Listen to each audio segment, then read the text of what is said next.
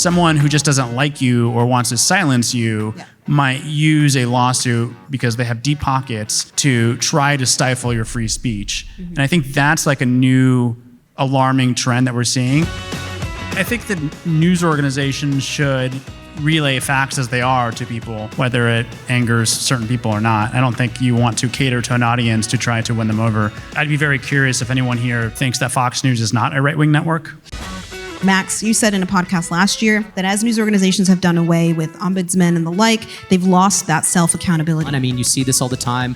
I personally love, news influencers, people who are independent journalists. But, you definitely do see on occasions, mistakes that those folks make that go uncorrected. Those folks are not necessarily held to the same standard. When you're starting to write something, are you ever thinking like, and it's going to be sensitive? I guess it hasn't crossed my mind any more than it did at CNN. And maybe that's just because when you're at CNN, you just have this massive lawsuit target on your back. And I don't know how many times I was involved in lawsuits at CNN. They all lost. But what pisses you off about media reporting today? What's a blind spot that people are missing? I'll let you take this, Oliver. Okay.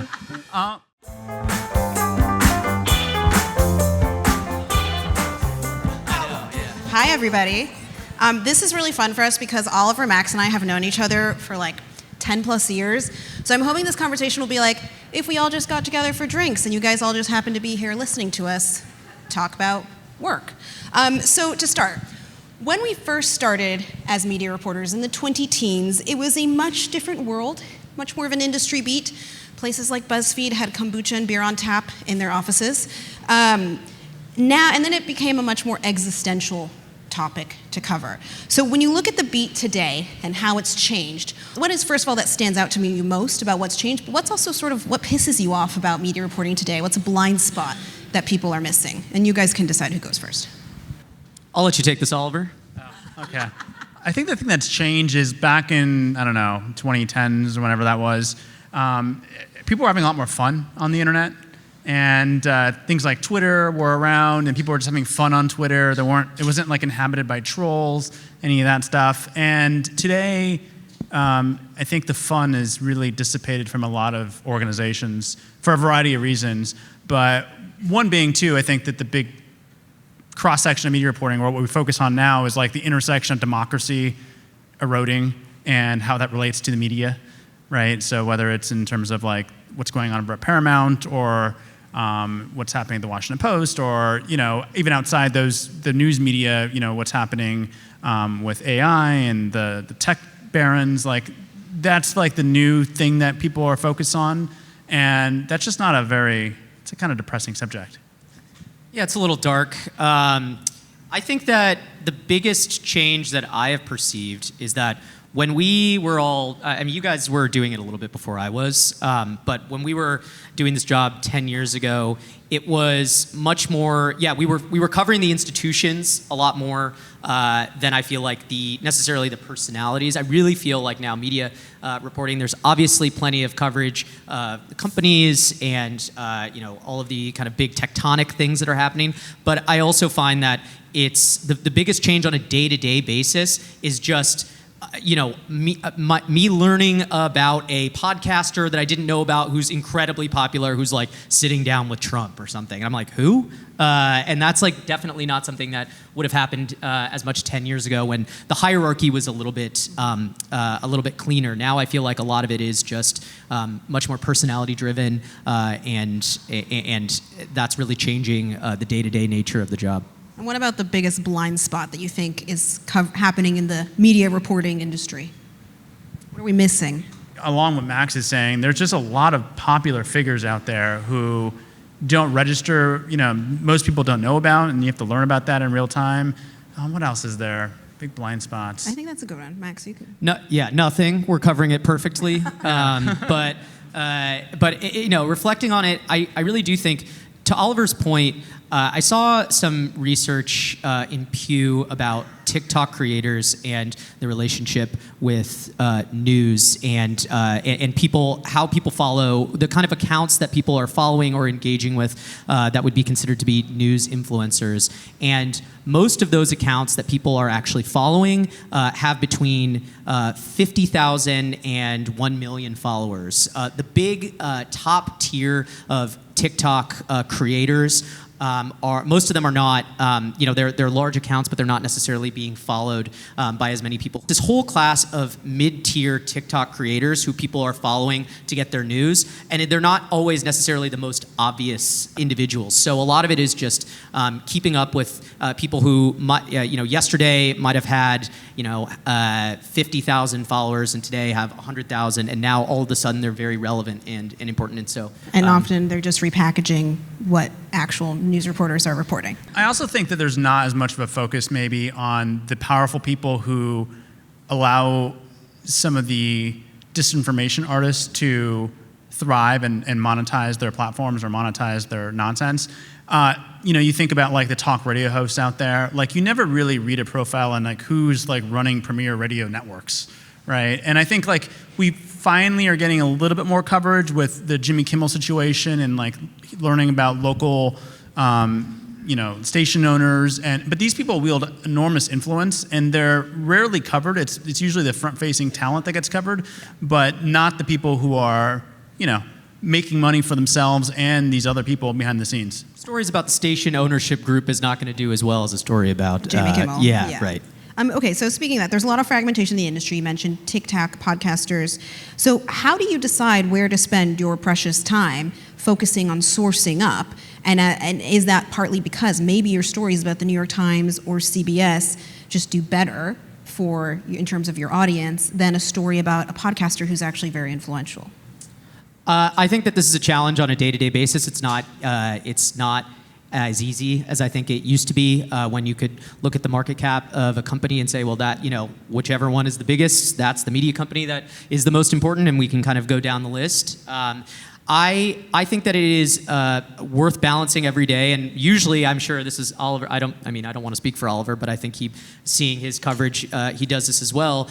Whatever we have the best story on, whatever is the most interesting story, I think is obviously what you're going to follow. But to that point, I will say I was surprised. He's a big figure in media, but I wrote a story about Bill Simmons and Spotify maybe like 2 years ago, and it was so cool to see. Even though that story didn't immediately do particularly well, there was a very lively discussion about it in the Bill Simmons Reddit for like 6 months that continued to drive traffic to it. And so I think that there's always ways in which these stories are continuing to surprise you, even if it isn't about the big story of the moment.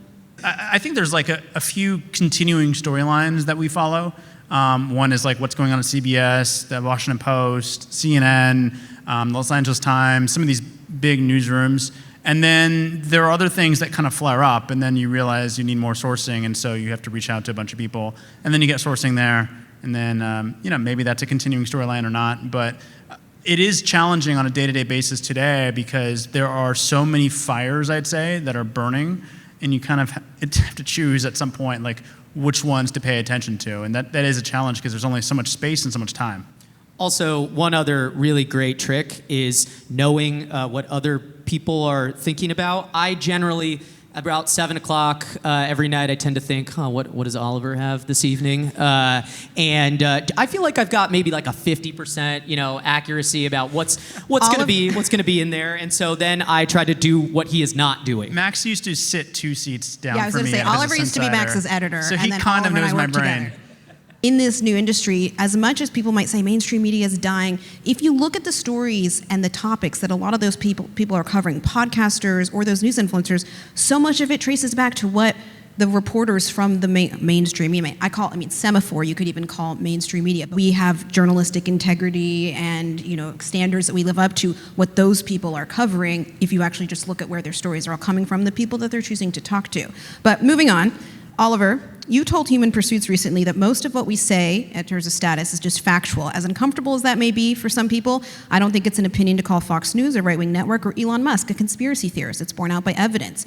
You've said that not saying those things may be part of a strategy to appeal to conservatives, but it's not ethically sound. Should the quote-unquote mainstream media not be appealing to conservatives by hiring these other voices? How should they be trying to appeal? Should people just live in their ideological bubbles and get their news sources from wherever they want? Well, I think that news organizations should relay facts as they are to people whether it angers certain people or not. I don't think you want to cater to an audience to try to win them over. And like, I'd be very curious if anyone here thinks that Fox News is not a right-wing network. Anyone?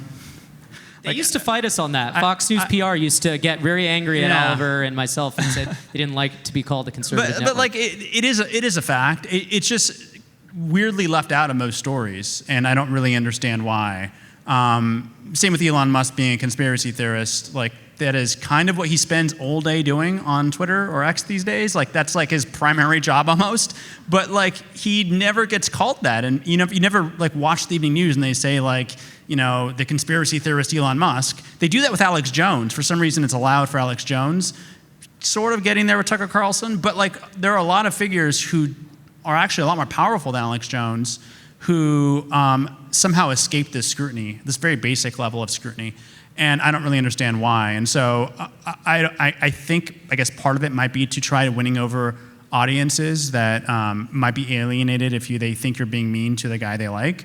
But that's the job of news organizations, to relay reality, back to the world. And I also don't understand it for a couple more reasons. Is people like pay the New York Times for information because they are too busy doing their living life to like gather the information themselves. People like pay for a lot of these organizations, and if you talk to the reporters behind the scenes, I guaranteed, similar to this informal audience survey, most people would say Fox News is a right-wing network. But it doesn't make it in the copy, even though people are paying the reporter who has that information locked in their head for it. And I don't understand why that is. The last thing I'd say too is if you're trying to win over audiences by softening coverage, I just don't think that anyone who's like an Elon Musk fan is necessarily going to be won over by that. I mean, I think that there are people who have made up their minds about mainstream coverage. Like Donald Trump fans hate CNN. They don't want CNN to succeed.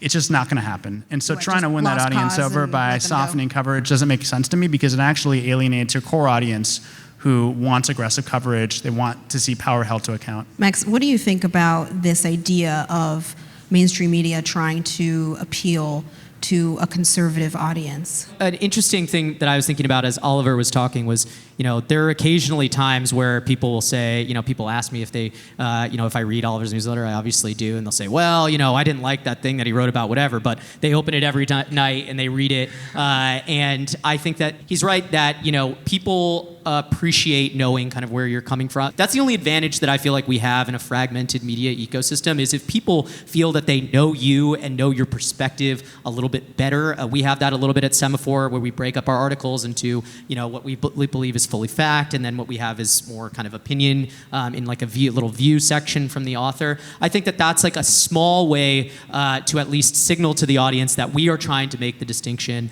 and they can argue with us on our interpretation of things. I think that there are plenty of conservatives and people who lean to the right who read and engage with other parts of the news. They're in my email inbox. So, I think that it is a worthwhile enterprise, but I do agree that it's not worth sacrificing, what is obvious and what's true. Max, you said in a podcast last year that as news organizations have done away with ombudsmen and the like, they've lost that self-accountability. Do you see the media reporting of today picking up that mantle, and is it working, having an effect? Yeah, I think losing some internal guardrails and methods for accountability is really great for business, for me and Oliver, I think. I think that it means that we have more interesting stories, but I do think, at large, I do worry, obviously, about these traditional news guardrails, these people that used to exist in these major legacy media organizations for the sake of accountability that are gone. You see this all the time.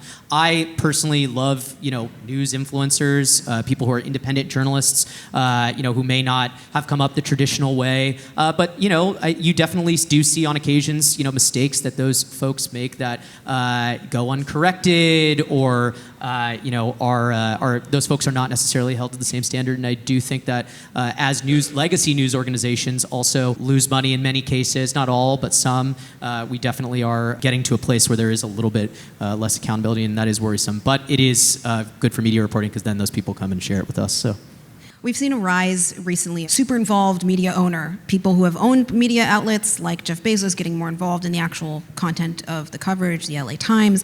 We're seeing the Ellisons with Paramount and CBS News. Have you noticed an actual change in the content of those places? Like, how much should people be aware of the ownership of these places? Are we reaching sort of a different stage of media outlets and media ownership where it's going to be like, that is the Jeff Bezos Washington Post? I think a lot of this stuff is hard to measure. I mean, for a variety of reasons. One, there's just a general chilling effect when reporters know what's sort of allowed or what the owner likes and doesn't like. And so, when I was reporting on the Los Angeles Times, for instance, Patrick Soon-Shiong made it very clear what he views as fact or not fact, and reporters were taking that into account when they were writing their stories. Now, how you measure that is very difficult. I think it's a little easier maybe at the Washington Post to look at the editorial page and how it shifted, I'd say, to the right for sure, since Jeff Bezos got involved. But it's very, very challenging because there's a chilling effect that happens. I mean, how do you measure something like this? I'm not really, certain. And but I should note, Max broke the story that the LA Times was not going to be endorsing Kamala Harris, right? Yeah. So, I mean, you must hear from LA Times people all the time. I do think that obviously, owners want to exert their control, and we definitely did see in the wake of 2024 that there are some more media owners out there who feel emboldened to do so, largely from the right. But I do think also, if you want to look at this from a more optimistic lens, there's plenty of people who have. There's also more avenues for journalists and writers who feel that they're being pushed, in a certain direction, who don't want to participate in that, to still continue to do meaningful work. I mean, we've seen some people who were working at the Washington Post who are now on Substack and whatnot, who are making a lot more, who are doing a lot better, at least in terms of money. I don't know if they're reaching necessarily the same amount of people, but they seem to obviously be willing to, or be able to, they're able to kind of make a good living, so. I want to talk about how things have changed, especially in the last year. I mean, I felt it. Sources are more skittish. People are afraid. Even professors I've reached out to, they just don't want to be quoted on the record. How have your relationships with your sources changed over the past year, 2 years or so? Have you noticed a change? It depends. Like, there are different cultures at different newsrooms or different organizations. But I found people are very willing to talk and to sound the alarm internally about what's happening. And, thanks to that, we've, I think, had a lot of nice stories. But, I haven't really noticed anyone being super skittish outside certain organizations that just it's like in their culture where they just don't talk to the press. People who talk to media reporters tend to be pretty chatty, I would say, regardless of the environment. What about things like hacks and lawsuits? I mean, and Oliver, I know you have to get insurance for that sort of thing. Is that something that's on your mind? We've seen how that the lawsuit threat, or even if it's a meritless lawsuit, can cause a lot of problems for news organizations. So that's certainly top of mind all the time. So we have invested a decent amount of money in defamation insurance. So does it when you're starting to write something, are you ever thinking like, and it's going to be sensitive? Do you now go through extra steps, extra layers to make sure you're fully protected? Not that your sources, and it wouldn't all be super buttoned up anyway, mm-hmm. But is it like if somebody's going to sue me, how would they do it that you wouldn't have thought about before maybe? Judges are so much more willing to take it. I was coming from CNN, as you know, which is extremely conservative on publishing anything, so everything was getting legal review. So I would say if it ever crossed my mind, we would ask our lawyers what they think about it. But I guess it hasn't crossed my mind any more than it did at CNN. And maybe that's just because when you're at CNN, you just have this massive lawsuit target on your back. And I don't know how many times I was involved in lawsuits at CNN. They all lost. But it happened quite a bit where people like to sue you at CNN so they can say that they've sued CNN and fundraise off of it or whatever. So I guess I got desensitized to it. But certainly that's something that is, it does cross my mind, I don't know, more often than it probably should.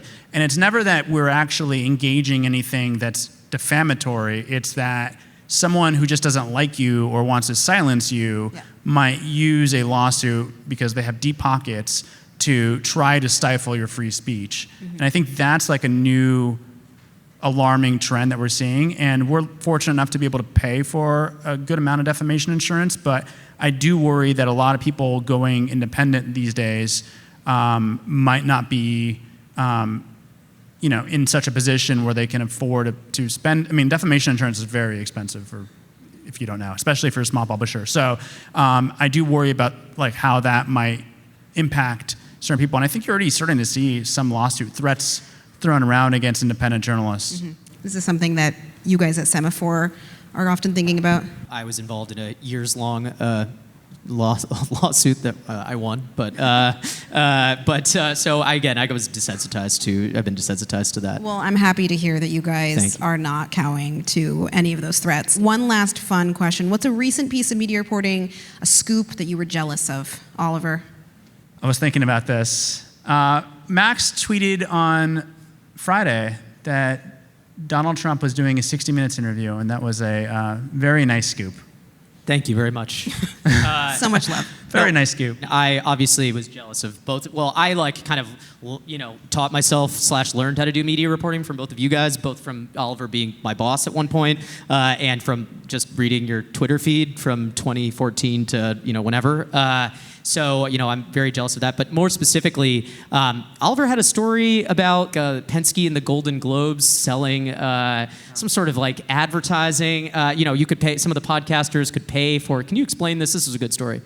So the Golden Globes are owned by a guy named Jay Penske, and he also owns, for people that don't know, basically every trade in Hollywood. So the Variety, the Hollywood Reporter, Deadline, Rolling Stone. What they're doing now is basically Variety is doing this podcasting event. So if you want to have a better chance of winning a Golden Globe, you can pay upwards of, what did we report, $75,000 to go on stage in front of an audience that would vote for the Golden Globes winners and present your case. That was a good story.